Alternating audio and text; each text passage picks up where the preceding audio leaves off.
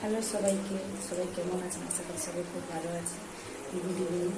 সন্ধ্যা হলে সবাই কিছু টিফিন খেতে ইচ্ছা করে, তাই আজকে একটা নতুন রেসিপি নিয়ে আপনাদের কাছে চলে আছে। Egg chow mein. এখানে চাউমিনটা সেদ্ধ করে রেখে দিই।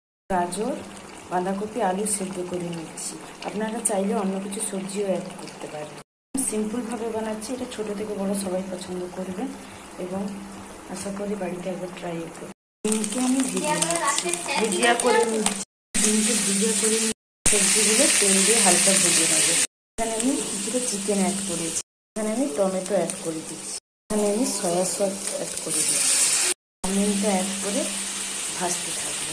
ম্যাগি মশলা অ্যাড করে দেবো, লবণ অ্যাড করে দেবো, লেবুর রস দিয়ে দেবো,